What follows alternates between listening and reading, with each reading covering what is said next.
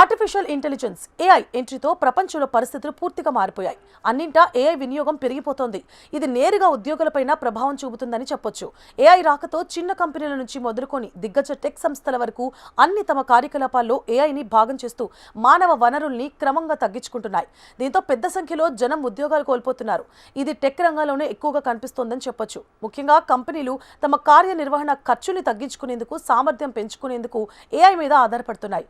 Automation వైపు మొగ్గు చూపుతూ ఏమాత్రం కాస్త నైపుణ్యాలు తక్కువగా ఉన్నా ఉద్యోగుల్ని ఉన్నట్లుండి లే ఆఫ్స్ విధిస్తున్నాయి. 2023 నుంచి ఈ లే ఆఫ్స్ పరంపర మొదలైంది.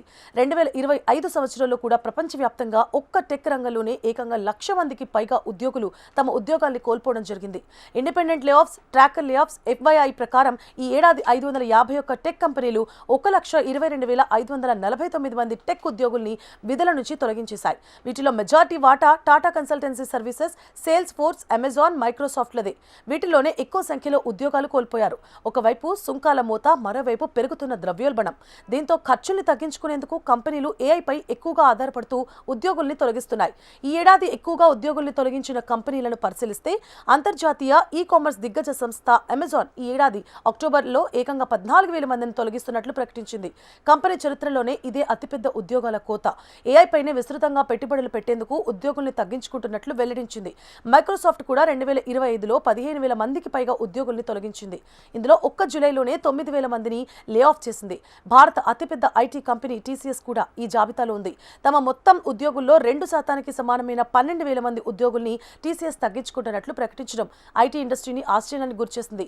చిప్ మేకింగ్ దిగ్గజం ఇంటెల్లో తమ మొత్తం ఉద్యోగుల్లో 15% తగ్గించుకుంటున్నట్లు వెల్లడించింది. ఈ కంపెనీ ఉద్యోగుల సంఖ్య 2024 చివరికి 1,09,800గా ఉండగా 2025 చివరికి 75,000కు పరిమితం చేయాలని నిర్ణయించుకుంది. ఏఐ వినియోగం నేపథ్యంలో 4,000 మంది కస్టమర్ సపోర్ట్ సిబ్బందిని తొలగించినట్లు సేల్స్ ఫోర్స్ తెలిపింది. ఏఐతోనే తమ పని ఎక్కువగా సాగుతున్నట్లుగా కంపెనీ CEO చెప్పుకొచ్చారు. అయితే త్వరలో మరికొంతమందిని నియమించుకునేందుకు ప్లాన్ చేస్తున్నట్లు వివరించారు. పర్సనల్ కంప్యూటర్లను తయారు చేసే HP కూడా సుమారు 6,000 మంది వరకు ఉద్యోగుల్ని తొలగించినట్లు తెలిపింది. ఇంకా లే ఆఫ్స్ విధించిన కంపెనీలో యాపిల్, మెటా, గూగుల్, మెరిజాన్, సిమెన్స్ వంటివి ఉన్నాయి.